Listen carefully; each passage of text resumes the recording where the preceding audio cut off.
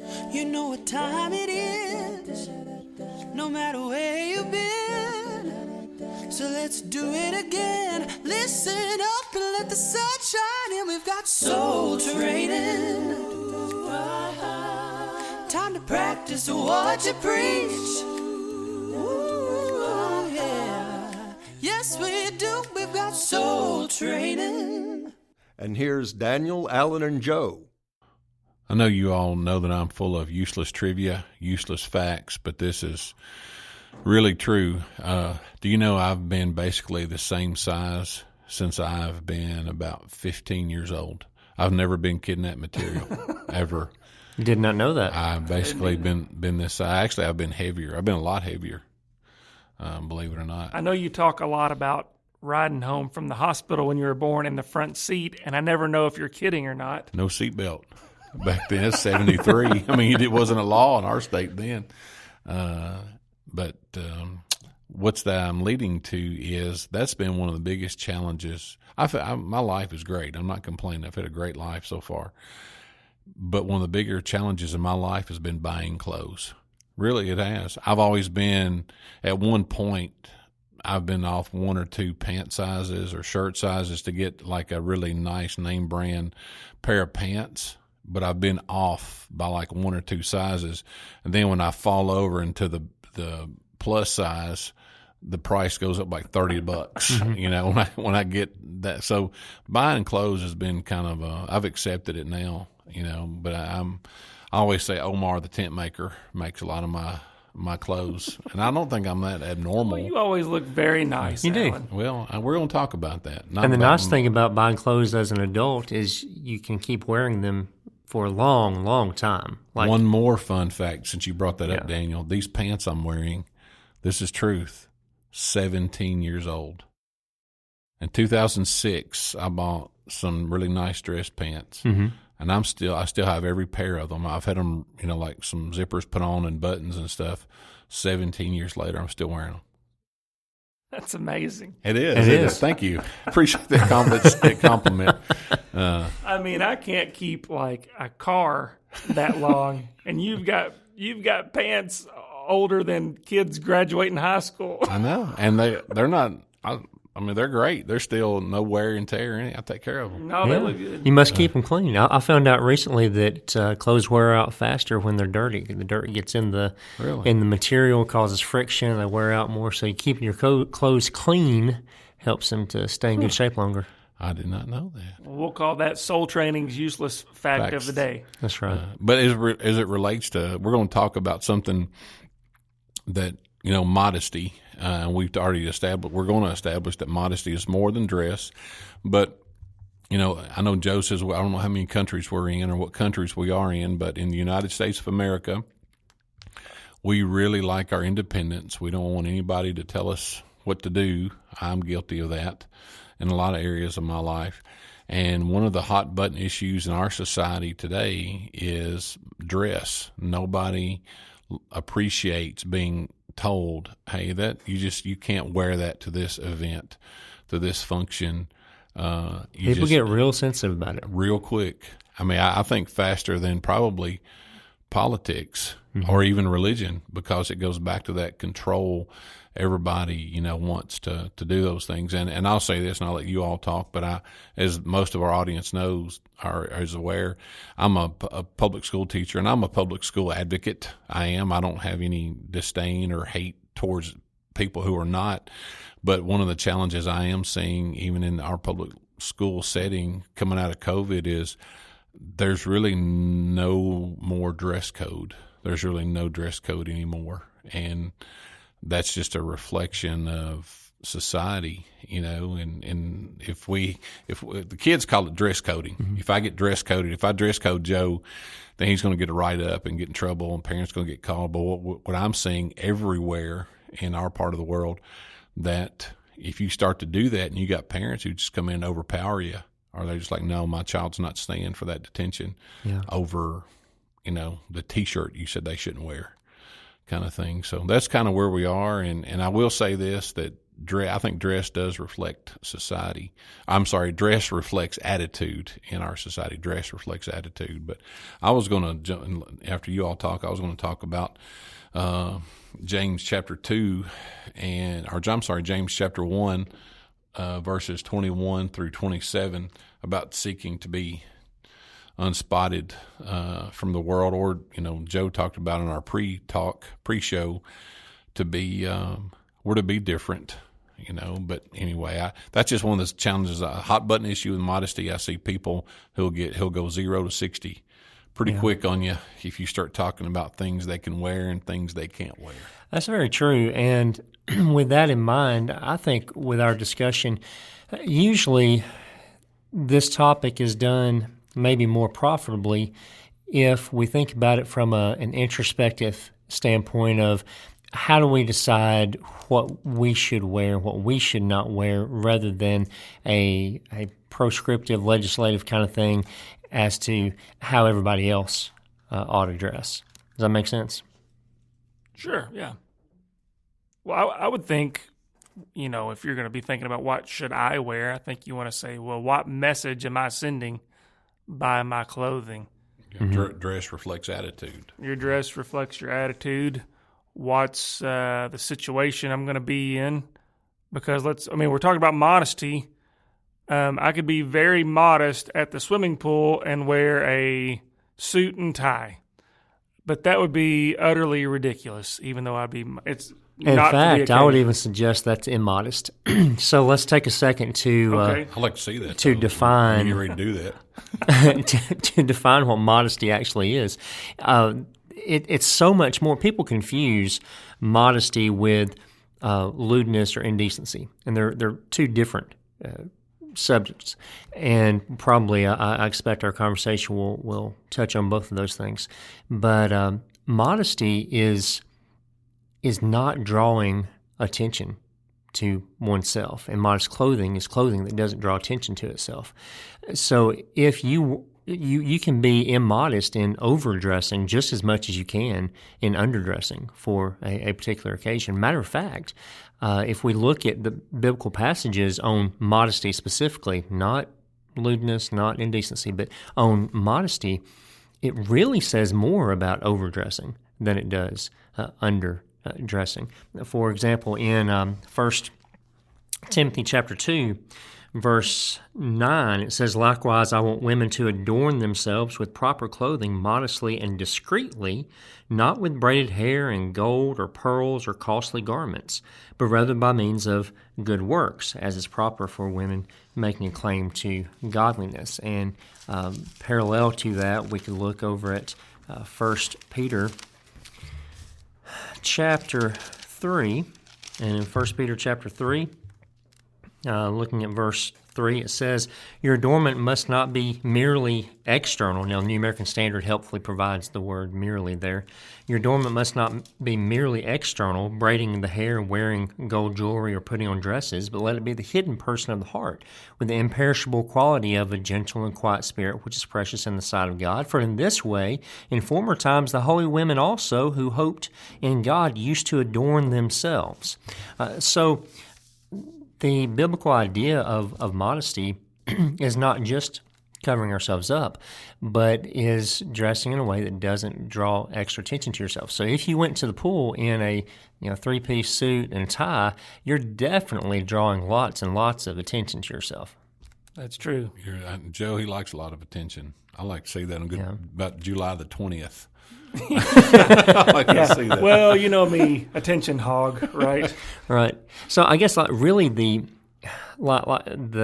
golden standard for modesty, to the ultimate achievement of modesty, would be like if we've been at an occasion together, and then we leave, and Alan says, "What was Joe wearing today? Do you remember?" And I'm like, "I really don't remember. It didn't make a big impression on me." You would have been totally modest, because it didn't stand out. Well, then I've got it nailed, because I typically don't remember what I wore yesterday or the day before. So it doesn't make that big of an impression on myself. I'm sure, hopefully you guys don't remember either. Can we go back a little bit, Daniel? Mm-hmm. before I start getting the emails from all of the ladies out there, I'm glad it's your email address. right, about braiding hair, putting on gold jewelry, that sort of stuff. Mm-hmm. Is that in of itself a modesty issue? I mean, I've got a gold ring on my finger right now, so do you. Right. It's interesting that you even asked the question, and I think it's noteworthy that it is a question that needs to be asked.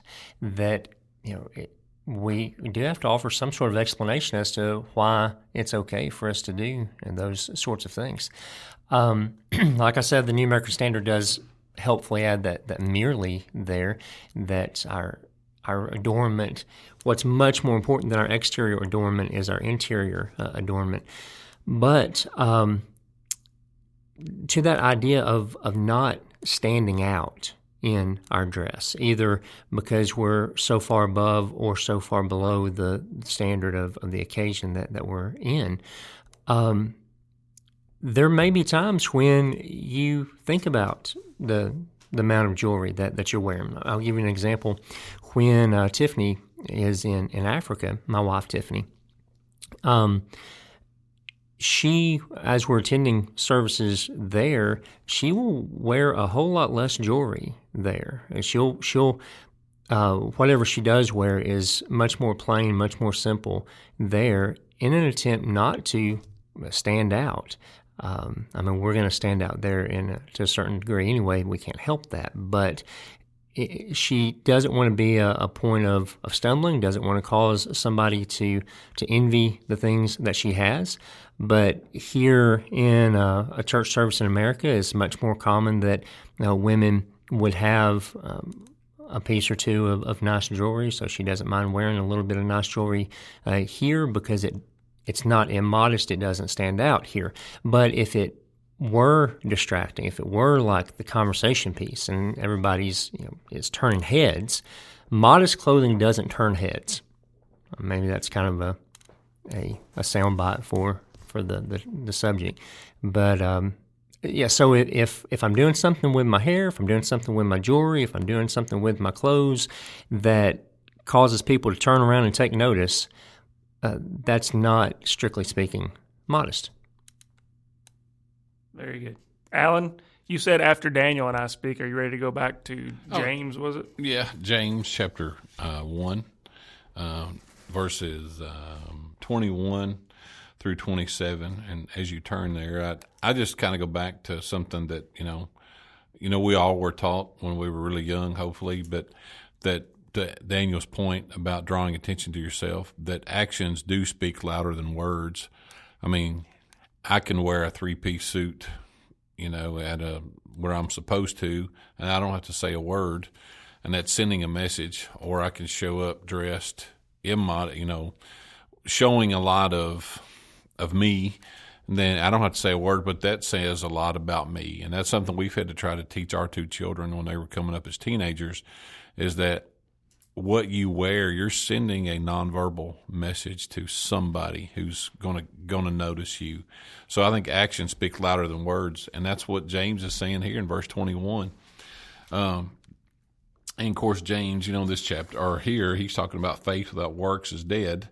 And so this is another way that we can, part of our works is by our actions, of course.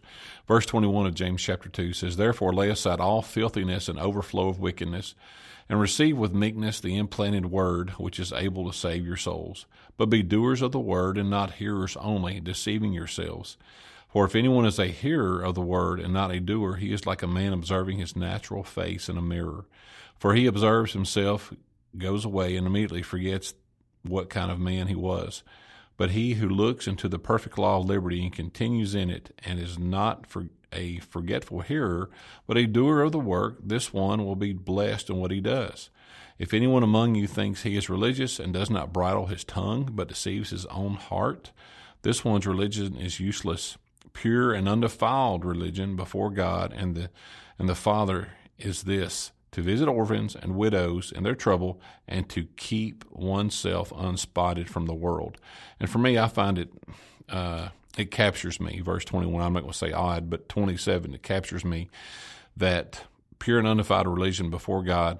It's reminding us to not only do our works, visit orphans, those in need, and widows, those in need, but also as you're doing all those things, make sure that you're keeping yourself unspotted from the world. And I know that we can probably drill as deeply as we want to on modesty, but when you threw out this topic a few weeks ago, I immediately thought about dress. But really, as we've already established, modesty is so much more than just the skin we show or the clothes we overwear or underwear, but it's everything. Did you just say underwear on the modesty episode? I'm sorry. I mean, I wouldn't. I was trying to make a point. Overdress or underdress. How's that? That's what I was trying to say. Better. Overdress or underdress. You can mark that out or whatever you do. Work your magic. It's staying in, buddy. Alan talking about underwear. But I'm talking about in context. Don't spin it. Don't do that. But I mean, we can drill as deeply as we want to. I know some people. I've got an article open right now on my phone that someone had shared about the title of it is just simply called "On Dressing Up for Church," and then the subtitle is "Sunday Best." And I know that kind of gets people get worked up there even within the church. I mean, you go to Africa and Tanzania and you talk about how what is considered Sunday best is different than what we consider Sunday best here in the U.S. And but for me, and I'll pass the ball back to you all, but for me, I try to use, and I'm going to make up a phrase here, but Christian common sense, and not to just pick it to death and worry myself and others to death about it. But for me, I try to not only does dress reflect attitude, but for me, I come from a mindset of being functional. I'm at home, I mow about 3 acres when I mow. Okay, I'm alone. I'm going to wear long cargo shorts, muck boots, a T-shirt, and a hat, and sunglasses and my AirPods, okay? I'm not going to wear that to an event, or I'm not even going to come to this building dressed like that. I'm just not. And I probably won't go to my full-time job dressed. What's your tan line like if you've got muck boots? Is it just the kneecap? We don't need to picture that. Is there just a little? I don't think shorts. Alan has he has tan kneecaps. Nothing else. Probably. That's probably all I happen to see now. Because I picture your boots coming up to your shorts. Yeah, they do. They kind of meet. They kind of meet. I just want having a good airflow because it's hot out there. I'm not gonna wear a suit like you to the pool. I'm gonna have to change up my swimming attire apparently after this episode. And even like tonight. This is I don't like to think. That's why I'm wearing pants that are 17 years old. I like to wear the same type clothes all the time. This is my dress casual for work and here. But when I, am standing in front of someone, whether a preaching assignment or something, I'm going to wear a suit. I'm not a suit guy. I'm not. I don't mind dressing up. I believe in being formal, but it's not my first. But see, I guess that's part of my. Not fitting the norm like maybe my dad did or my grandfather, or that generation. But I'll adorn a suit, if I have to. Well, that's a little different if you're preaching. Yeah. That's kind of the preacher costume. Yeah, I knew it was coming. I knew it was coming. Can I shift gears and go back to you right fast, Daniel? One thing you were talking about. So a lot of times when we think of modesty, and I hope the listener understands, anybody has the ability to be modest or immodest. A lot of times you hear the word modesty, everybody automatically thinks of female. And yes, they can be immodest, but Alan can be immodest too. No, Alan can't. So my question is, you mentioned not standing out. Mm-hmm. Honest to goodness, in our culture, we dress differently than they did 80 years ago. Used to, people wore suits to baseball games. Mm-hmm. Oh yeah, I see your article there, Alan. So if immodestly, there has to come a point where we are going to stand out for our modesty. Does that make sense? Well, what we'll stand out for is our decency. If what you really mean to be saying, I think, is if everyone is dressed indecently, then if we're dressed like we ought to be, then it's going to draw attention. So there may be a situation where it would be difficult to actually be modest and decent at the same time. And I think you're and still stand out. You could be modest and decent, but you're going to stand out. I like it. I agree. That's what I'm saying. You wouldn't be, if we're working on that definition of modesty, that it doesn't stand out, it doesn't draw attention, then... See, when I think of modest, I think like we're dressed and we're covered. Well, he's expanding the way we're thinking about modesty. But I don't have daughters. You guys do. And so y'all probably had to have this discussion at some point. Probably not. Y'all have got good girls. But what I've seen on movies and things is that, Dad, everybody's wearing this. Well, you're not going to wear that, leaving my house, sort of thing. That's what you think of when you think of modesty. But I was just thinking, that's something that especially seems to hit our teenagers, younger folks. Older folks, we want to cover up as much as we can generally. Not my knees. Not Alan and his tanned knees. Well, and that's interesting. But that's especially troublesome for younger folks. It is. Why do you think older folks want to cover it more? I'm hoping it's maturity. You think it's maturity? A mindset. I mean, I'm not trying to make a funny. I mean, really, I think it's, I think it's maturity. I think for me, I'm speaking for me, no one else, but I see the absolute silliness in a male wearing not a lot or doing something to show off. Maybe, somebody's in really great shape, wearing little tight shirts and all that stuff. I just see the silliness and all of that.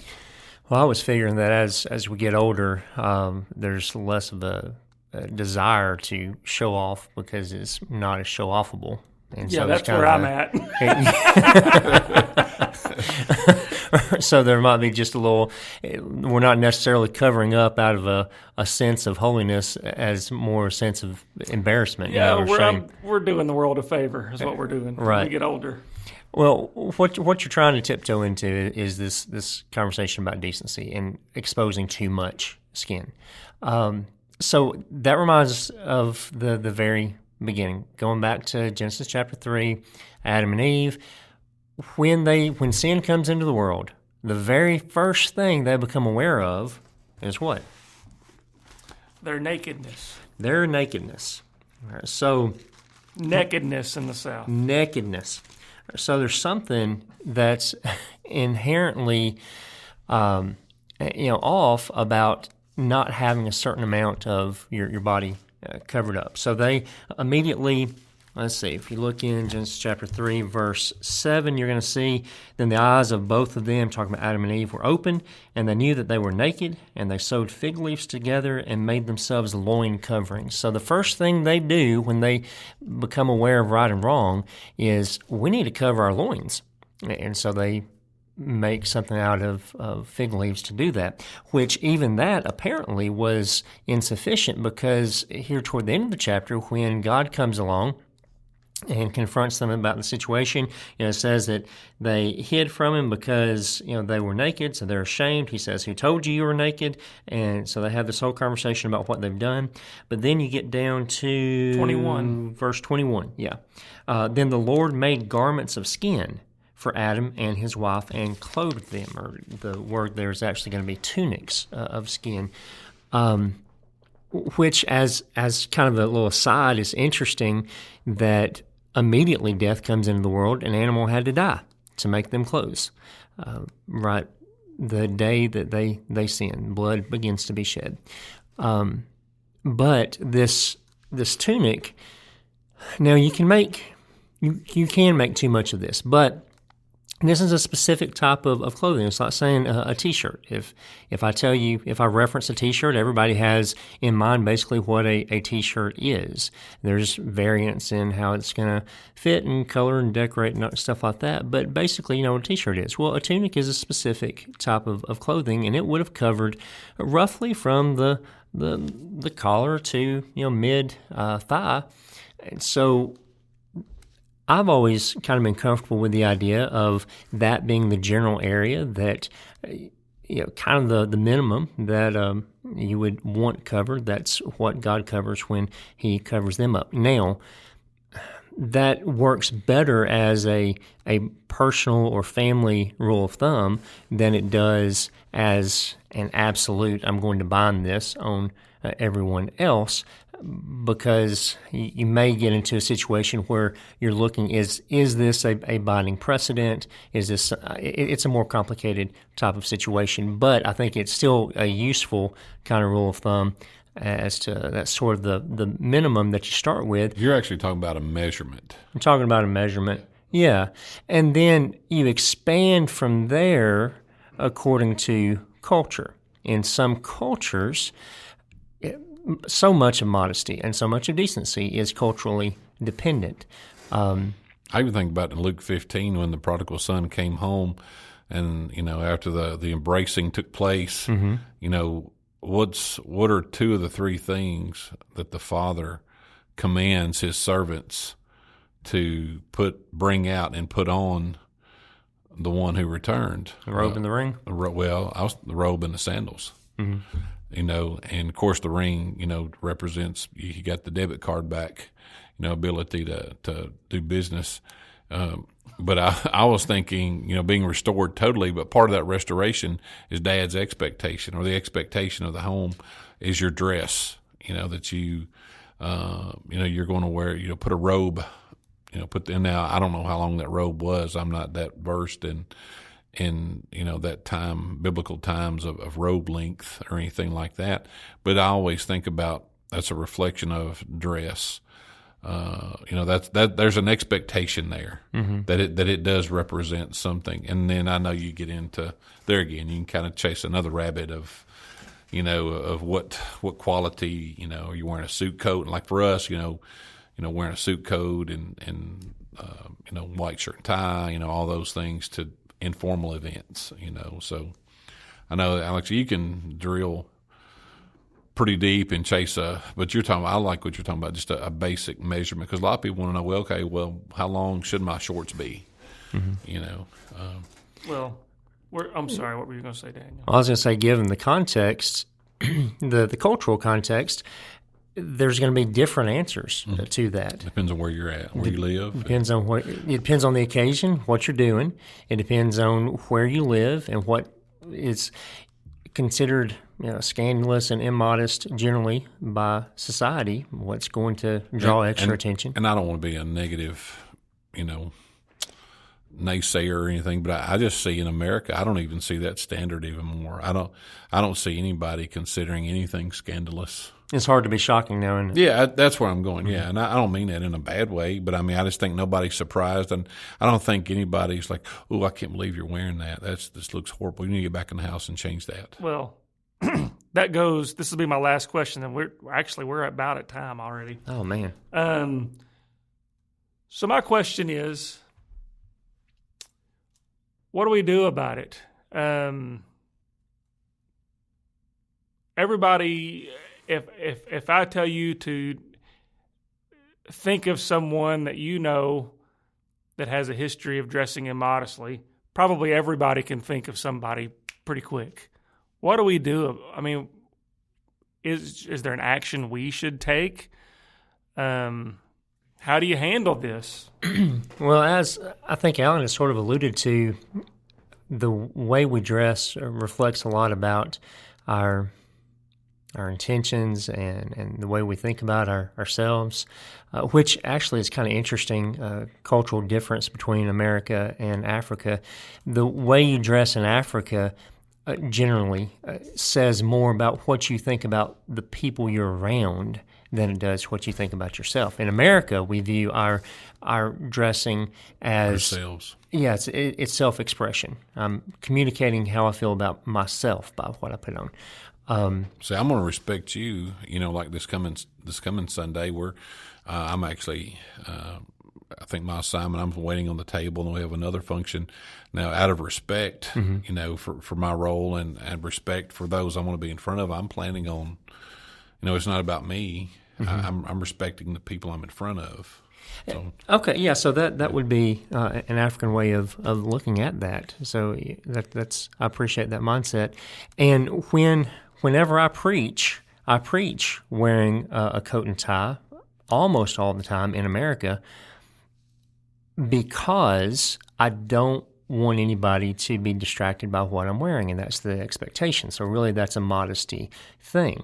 When I'm in Africa, I don't necessarily do that. I don't think that I need to do that, but I don't want my clothes to be a distraction. And so that's why, I'm a big Alabama fan. I have some Alabama ties and stuff like that. I never, ever, ever wear an Alabama tie in the pulpit because I don't want anybody that I'm preaching to be distracted from the lesson by thinking, I can't believe he's wearing that Alabama tie, and thinking about my tie. Only the non-Alabama fans would think that. Well, they might, and even the Alabama fans might be so excited about the tie that that they're distracted. I don't want my clothes to distract from the message. You don't want you want amens, not roll tides. Exactly. Yeah.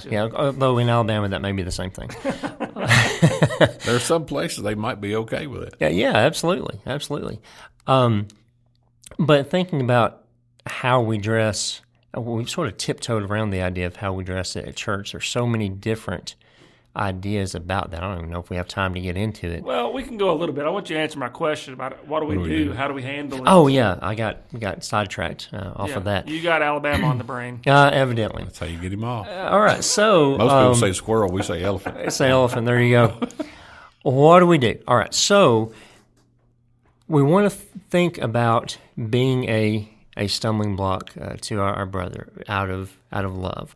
Now, when this conversation comes up, it becomes very heated, and some people will say, guys, it's their responsibility to control their eyes and their thoughts, and it's not my fault if he lusts. Which is true. He needs to. Guys. We're responsible for our own thoughts, and we can't blame the woman for how she's dressing, and not take responsibility for ourselves. So that is true. But two things can be true at the same time if they're not contradictory. It can also be true that it would be loving and thoughtful of a Christian woman to not present herself in a way that draws undue sexual attention. Matter of fact, that would be a godly thing to do. Just like it would be good for somebody to dress in a way that doesn't necessarily invite envy, right? Not causing our brother or our sister to stumble unnecessarily.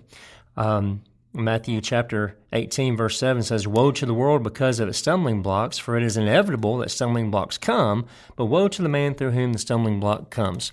So I think what we do with immodesty is appeal to the heart, and what we do with indecency, teach the difference. Teach that we don't need to be indecent, and stop confusing the terms all the time, because that has logical ramifications when we're not using the right term there. But we can teach indecency about levels that need to be covered up and not being naked in public, but also appeal to that heart and how we're presenting ourselves, what we're putting forward as the notable things about us. Is what's notable my character and my behavior, or is what's notable my physical appearance and prowess and stuff like that? So I think the best way to deal with being scantily dressed and stuff like that is to approach it inside out. Inside out change, just like most everything else. Work on the heart, and the heart being reflected in a more holy way by how we dress, rather than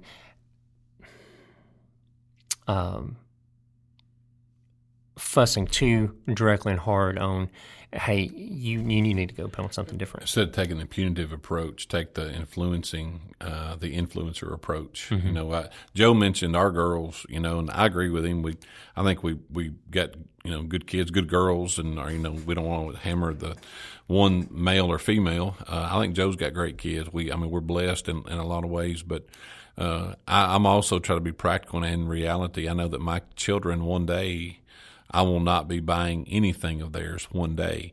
So while I've got them now, we're trying to do what you just said. We're trying to go inside out, and we've tried to do that the last few years, just try to show the influence that you have. And I guess in a negative way, our children's friends have actually helped us inadvertently, because our children have finally saw what a word I used earlier, the silliness, and what it reveals about yourself, that our kids are like, yuck, I don't want to do that. But are dressed like that. I think one thing we could do too, we want to be helpful, right? And I know you guys have heard it, because I've heard it too. I can't believe what they're wearing today. Can you believe that? Mm-hmm. That's not helpful gossiping about it. No, not at all. And so maybe the very first thing we should do is we should pray for that person. Because like you said, there's a reason that they're wanting to draw attention to themselves. Something's missing. So let's pray for that person. And poor Joe, Big Show Joe, swimming around in his suit. Something's wrong with that guy. Yeah, that's a different kind of help. I'm probably going to make a phone call. Well, maybe that person needs to understand a different part of them is more valuable, because they're putting forward what they see as being their value. Yeah. That's and as I listen, that's just so. I'm not. Your words are accurate. Your words are heavy, but those people, they're so empty. I mean, if all you're putting forth is your physical, view of what people see, but that's so empty. That's sad. I mean, and that's, it makes me feel bad for. Where the answer needs to start, ideally, is with Christian dads. Christian dads, you got to be leaders in your home. You got to step up. You've got to stand up to your wives sometimes, and make sure your daughters are dressed, because you know what it's like to be a teenage boy. You know what's going through their minds. You remember